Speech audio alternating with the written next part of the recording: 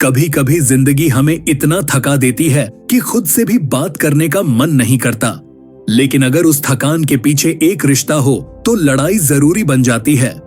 हार नहीं, रुकिए। इस कहानी में शायद आप खुद को भी देख पाएंगे, क्योंकि ये एक ऐसे इंसान की कहानी है जिसने अपने सपनों से ज्यादा दूसरों की जिम्मेदारियां उठाईं। एक ऐसा रिश्ता जो प्यार में था लेकिन थकावट से भरा हुआ था। घर के दरवाजे की कुंडी की आवाज होती है। सुबह का उजाला खिड़की से भीतर झांक रहा है। सुमन रसोई में है। एक पुराना स्टोव, उबली हुई दाल और खत्म होती गैस का सिलेंडर। अजय, दूध नहीं है और पायल के टिफिन में आज सिर्फ पराठा है, सब्जी खत्म हो गई। अजय, जो अब तक जागा भी नहीं था, आंखें मसलते हुए बोला, मैं देखता हूं सुमन, शायद किराने वाले से उधार मिल जाए। उसकी आवाज में नींद कम, थकान ज्यादा थी। कभी पैसों की तंगी, कभी स्कूल की फीस, कभी राशन, कभी पति पत्नी के बीच बढ़ती चुप्पियां। उनका घर किसी बम की तरह था, जिसमें हर रोज किसी नए विस्फोट की संभावना बनी रहती। अजय ने अपनी बेटी को बाय कहा और ऑफिस निकल गया।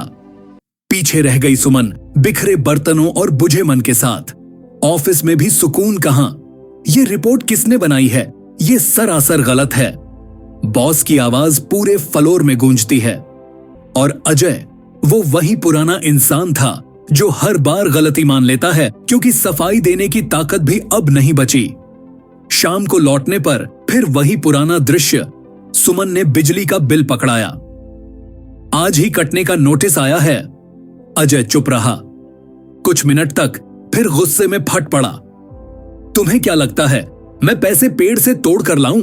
सुमन की आंखों में वही पुराना आंसू लौट आया। तुम समझते क्यों नहीं, मैं भी तुम्हारे साथ ही हूं, पर अब सब कुछ अंदर ही अंदर तोड़ रहा है।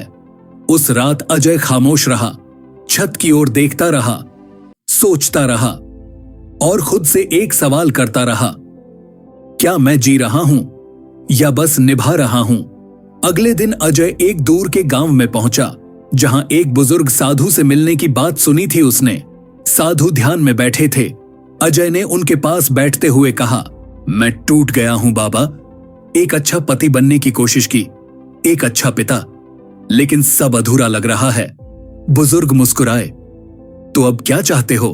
अजय बोला, बस सुकून, बस एक दिन की शांति।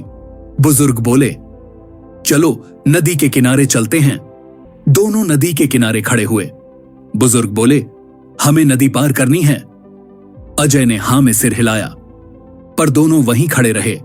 कुछ मिनट बाद अजय बोला, बाबा चलिए ना, पानी तो बह रहा है। बुजुर्ग बोले, इंतजार कर रहा हूं कि नदी सूख जाए। अजय चौंक गया, लेकिन बाबा नदी खुद नहीं सूखती। अगर हम यूं खड़े रहेंगे तो पार कब करेंगे? बुजुर्ग की आंखों में गहराई थी। यही तो तुम्हें समझाना चाहता हूं, जिंदगी की नदी भी कभी नहीं सूखती, परेशानियां बहती रहेंगी। अगर तुम इंतजार करते रहोगे कि पहले सब ठीक हो जाए तब आगे बढ़ूंगा, तो तुम कभी नहीं बढ़ पाओगे। अजय को पहली बार लगा कि उसकी लड़ाई बाहरी नहीं, अंदर की थी।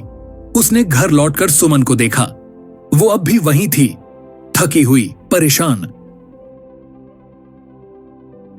लेकिन उसके इंतजार में अजय ने उसका हाथ पकड़ा। ये शायद हम दोनों थक गए हैं, लेकिन चलो अब एक दूसरे को थामें। सुमन की आंखें भीग गईं। हम साथ हैं अजय, और साथ ही रहेंगे।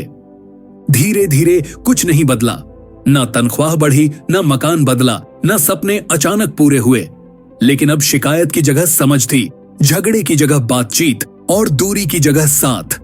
जिंदगी आसान नहीं होती, लेकिन नामुमकिन भी नहीं। अगर तुम भी इस कहानी में खुद को पाते हो तो याद रखना, जिंदगी एक बहती नदी है। इंतजार मत करो कि वो रुक जाए, उसमें उतरकर चलना सीखो।